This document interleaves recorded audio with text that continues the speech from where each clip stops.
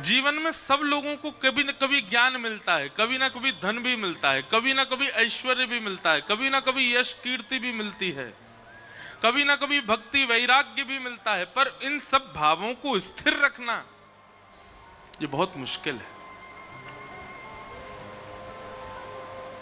अनन्याम चिंतयन्त्यो माम, गीता के इस श्लोक में भगवान कहते हैं जो व्यक्ति मेरा अनन्य भाव से चिंतन करता है, योगक्षेमम वहाम्यहम्। यहां योग और क्षेम इन दोनों का अर्थ क्या है? हमें जो कुछ भी प्राप्त हुआ है वो हमारा योग है, हमारा पौरुष है, हमारा बल है, हमारे द्वारा की गई प्रयास हैं, वो हमारा योग कहलाएगा। आपने परीक्षाएं दी, वो आपका योग है। आपने अध्ययन किया, वो आपका योग है।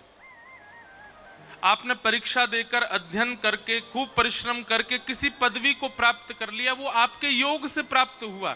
पर वो पदवी स्थिर आपके पास सदैव रहे, उसको क्षेम कहते हैं। योग तो हमको मिल जाता पर क्षेम नहीं मिल पाता।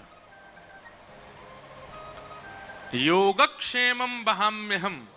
ठाकुर जी कहते हैं जो अनन्य भाव से मेरा चिंतन करता है, उसके योग से मिलने वाली उपलब्धि उसको क्षेम करके, माने स्थिर करके, वहाम्यहम्, मैं वहाम्य करता हूं।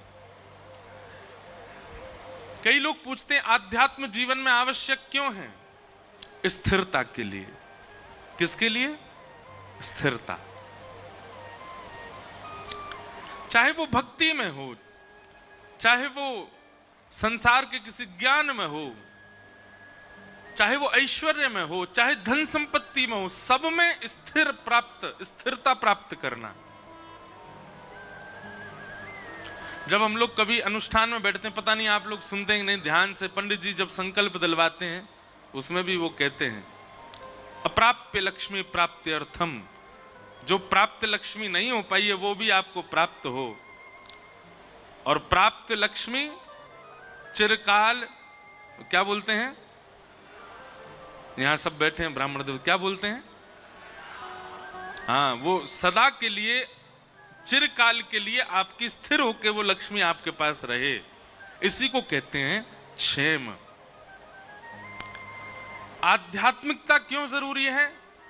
ठाकुर जी जब देखते हैं कि व्यक्ति आध्यात्मिक पथ पर चलने लगा है, तो फिर उसके जितने भी विधान हैं, उसके जितने भी विचार हैं, उसके पास जितनी भी उपलब्धियां हैं, उनको क्षेम करते हैं ठाकुर जी, स्थिर कर देते हैं, वो सदा रहती है उसके पास।